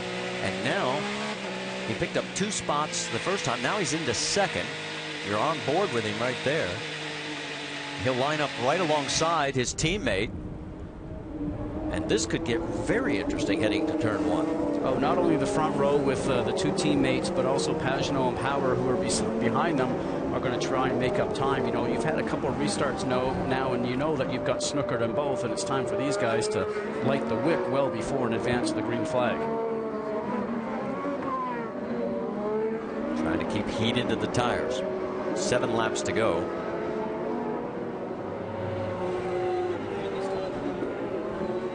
Lights appear to be out on the pace car, yes, so they will form up. And Marty, you had mentioned about how quickly Franchitti moved up here on that last restart. Remember, he has the alternate tire, the red sidewall tire, a little softer, more grip.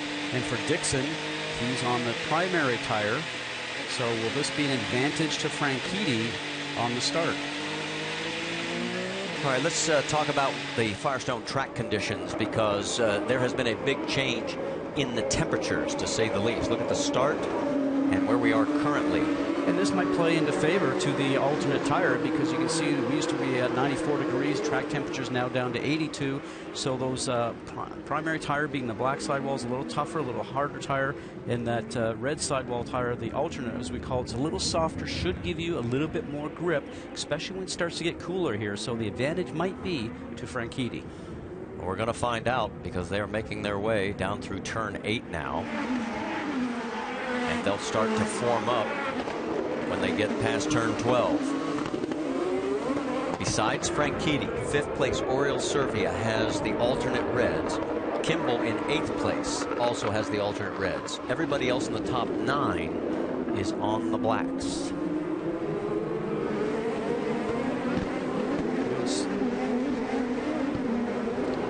We're going to give you the high aerial view on this, because it seems to be one that you can see absolutely everything. Here they go. They're forming up. Dixon's on the inside. Driver's right. He slows. He gasses. Here we go. He got him. Dixon, master on the restart again. Oh, Servia just getting in there, wiggling. That's your 5th car in line.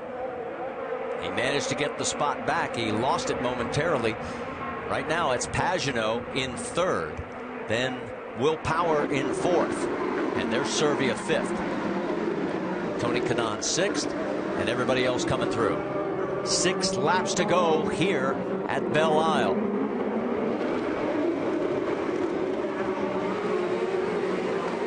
Down the back straightaway. The Detroit River off to their left. And boy, Dixon has had a great race car all day long. He really has. Even with the tires that should not give you an advantage, he is able to pull away. The cars look so well, and he's so strong all the time. Joseph Newgarden on the inside takes the spot away from J.R. Hildebrand. Woo, what a move.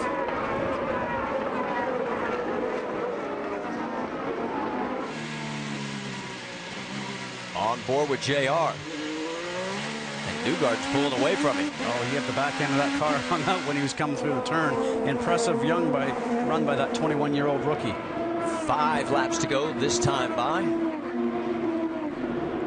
And you can see that the top 5 is sort of spread out a little bit now. Taking a look on the inside, and awfully close. That was Marco Andretti holding on to the position. And Alex Tagliani trying to take it. Here comes Newgarden taking another look, goes up over the curb. Newgarden getting really racy here late in the go. Tags all over the 26 of Andretti. That is for 10th on the racetrack. Coming off turn 7. See what kind of speed they get going down this back straightaway. You heard him. Talking about the wing damage on Marco. He took a peek, but he can't get it done. Marco went down the center of the road into a turn, didn't really leave him a passing lane. Smart move by Marco. Newgarden's going to be back up behind Tagliani here very shortly. He'll probably be aggressive and try this all over again. Through turn 12, heading for 13 now. Best battle on the race course. Here comes, and under braking, he gets him. Tagliani takes the spot away from Marco Andretti. Now watch Newgarden probably will have a run out of 13-14 coming down the front stretch here. He'll try and get him on the inside of one. Marco probably will know that. 4 laps to go. He's got him. Move Newgarden into the spot ahead of Marco Andretti.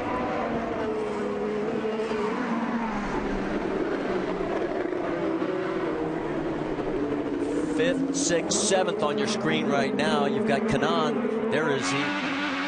He's up there in the 6th spot. Ryan Hunter-Reay in 7th. On board with Charlie Kimball, who is running 8th. Mike Conway right behind him in the 9th position.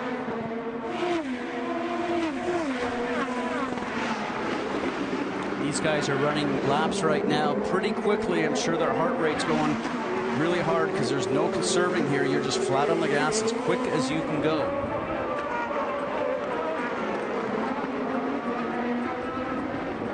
Down through turn 12 again. 22 is Oriol Servia. That is 5th place. He's got a mirror full of a freight train coming at him. Remember, they joined forces with Panther Racing. Panther, Dreyer, and Reinbold have now joined forces and allowing Oriol Servia to get the Chevrolet motor, being now part of that team. On board for a moment there with Charlie Kimball, his view out the back. While all this is going on, there is your race leader, still the same man from the start of the race, Scott Dixon. He's led all 57 laps. He has pulled out to that 2, maybe 3 car margin over teammate Dario Franchitti. Simon Pagenaud with another good run. He's looking at his 3rd podium finish this year. And Will Power in 4th.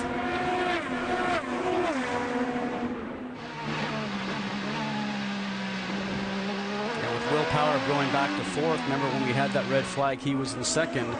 And with Dixon looking like he's headed towards a win, the points championship lead for Will Power was shrinking, and now that he's in 4th, it's even shrinking further. It could be down to as little as 26 markers if it stays the way it is right now. This time by, there will be 2 laps remaining. Remember, it has been Team Penske on all 4 prior road and street course races. Right now, Will Power has the best shot for Team Penske, but he is in 4th and running out of time. You have 3 Hondas running up front: Dixon, Franchitti, and Pagenaud.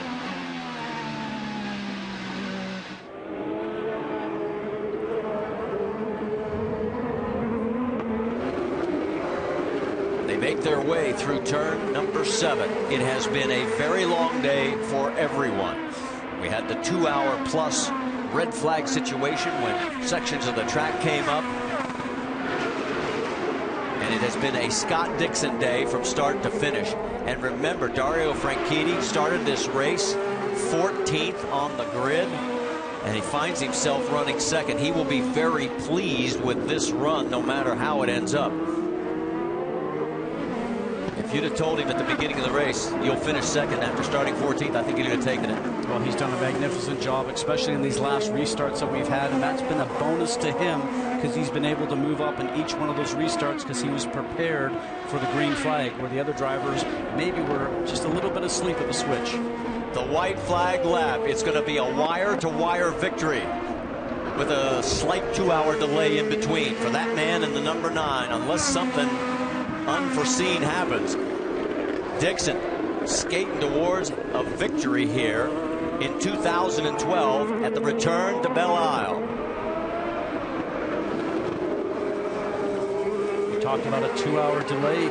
Very difficult for these drivers to get back into the cars and turn their switch on to be able to focus here at high speed, just like they did when they started the event. But impressive what they've done here as athletes. This could be, if he finishes it off, the first wire-to-wire win since Barber back in 2011 when Will Power pulled that feat off. Through the fountain section one last time, lights up the left front tire. He's got enough breathing room. He doesn't have to force the issue. Heading for turn 13. One more corner to go. Scott Dixon, for the 28th time in his career, is going to win here on Belle Isle in Detroit.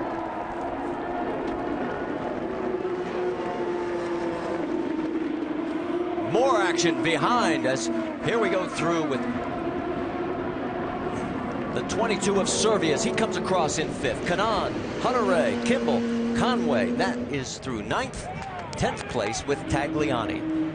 And Scott Dixon salutes the crowd, those that stayed through the long delay, the corner workers for all their hard work. And what another 1-2 punch by Target Chip Ganassi Racing. This time, the roles reversed. But I think also what's happened here is we've now seen Target Chip Ganassi serve notice that they're back on track. Maybe started the season just a little bit slow. Everybody's talked about Dixon, how quick he can go and how fast he is and just how focused he is as a driver. Great run for Simon Pagenaud as he'll make the podium for the 3rd time, top 5 for the 3rd time this year. Let's talk to Mike Hall. How about it, Vince?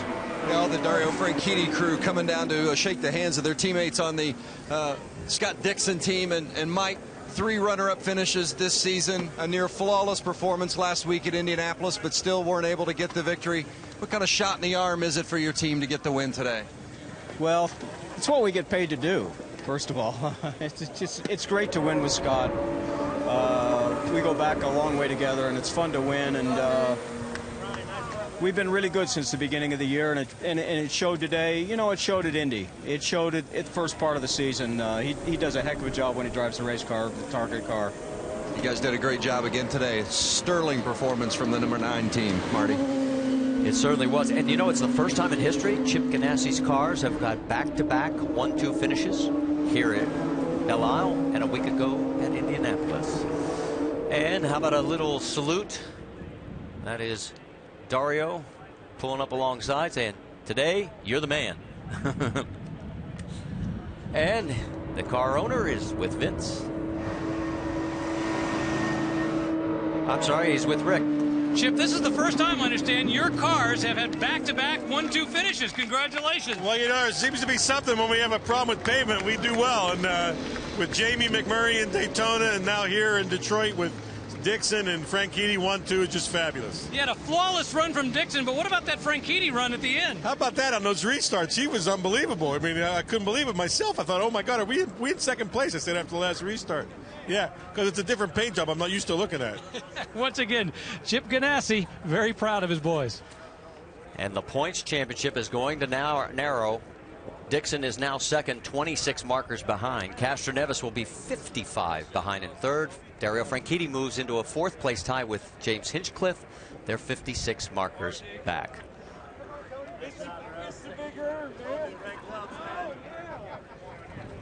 Red gloves the rest of the year.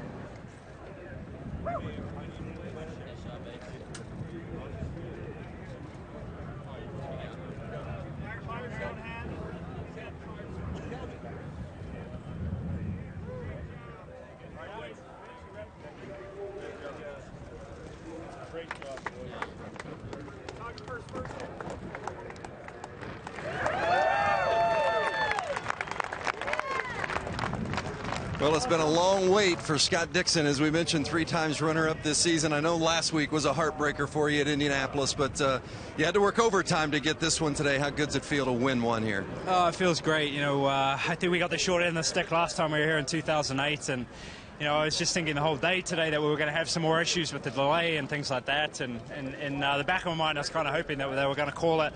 But then, you know, obviously we don't want to do that to the fans and not do the race. So sweet. That was sweet. A 1-2. Dario, I can't believe Dario came from 14th today on Detroit Belle Isle track and raced his way up there. So another 1-2 for the team 2 weeks in a row, which is fantastic. Big day for points, which helps us immensely. for the chase on Will there. How concerned were you on that final restart? 6 to go. Your teammate Dario's beside you with the red, softer compounds, and you've got the harder blacks. Yeah, it was tough, and got to give a big shout out to Honda. They've done a hell of a job for fuel mileage, and the whole race today was so good because of that. But Dario, yeah, on reds, I was worried because he'd come from 6th place, and on the 3 restarts that we had, passed his way up to 2nd. So I was nervous, but I definitely wasn't going to go without a fight. So, just well happy for the team. It was a fantastic day, and I'm just really happy right now. It's cool. Well deserved. He dominated today at Belle Isle, leading every lap. Scott Dixon is your winner. Rick? 2 totally different Ganassi drives today. You got your teammate, Scott Dixon, just runs away with it, and you're Mr. Excitement at the end. Talk about those restarts, Dario Franchitti. Well, I had to, make up for the poor showing in qualifying because Scott has just done an awesome job all weekend. And, fastest in qualifying, just running away with the race. So I saw a couple of chances there on the outside and put the Suave car in there. It stuck and, got a couple in the first start. Then I was behind Scott, but he was just too good. So, hats off to him. A great 1-2, though, for the Target team. And I hope that was... I hope the fans that stayed around, there were so many stayed in this, with the uncertainty. Hopefully they put on a good show for them and they enjoyed it. Great to be back racing here in Detroit, and to get a 1-2-3 for Honda, though, is pretty special. And let's talk about that track. There were a lot of questions when you went out. Was it okay the whole time?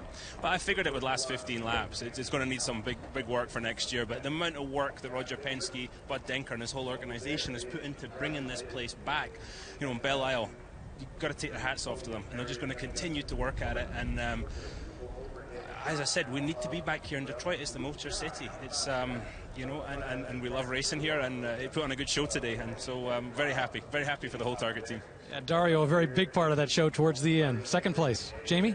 What a fitting ending to the day. The sun is out and so are the raindrops once again. Simon Pagenaud brings it home 3rd, but you were a little frustrated by the end call. What was it? Oh, well, first I want to congratulate Honda. The reason I'm here is because they believed in me, and I'm proud to bring a 1-2-3 for Honda. First time this year here in Detroit. So, frustration is simple. It's, if we restart the race and change tires, why don't we all change to the same tires?